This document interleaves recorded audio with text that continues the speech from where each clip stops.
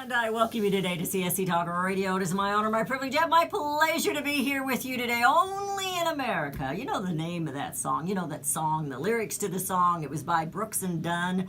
And it paints a picture of life and lives in America.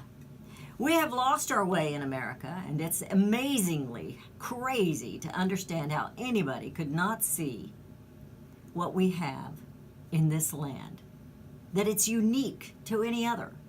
Instead, they, the left socialists, see this nation as evil because they simply are ignorant.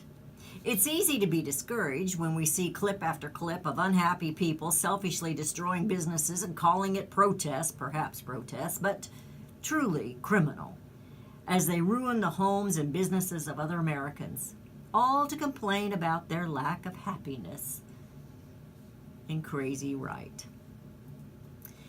CSC Talk Radio exists because we have continually witnessed an absurdities of overreaching bureaucracy.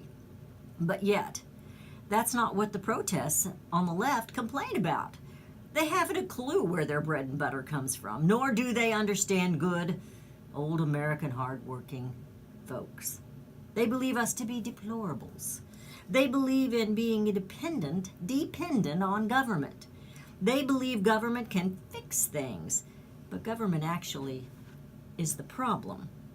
But they remain clueless. George Washington, you all are ready for this, right? You've got it memorized by now. The marvel of all history is the patience with which men and women submit to burdens unnecessarily laid upon them by their government. It is because of these burdens coming out of Washington by bureaucrats unelected that organizations spring up, such as the Cavalry Group, the NRA, the GOA, and Protect the Harvest. These groups and many, many others are in the trenches trying to protect and fight for our God-given rights, those unalienable rights, and holding back the wolves that might attack through these radical groups. I mentioned yesterday that we would discuss winning. We're winning as the President of the United States did a good thing. He pardoned the Hammonds, the Oregon ranchers who were bullied by government bureaucracy. It set in motion others who rallied for justice and common sense, which led to an ambush and death of Lavoy Finnecke. I met his daughter when I was in California. She's a delightful, beautiful person. Only in America.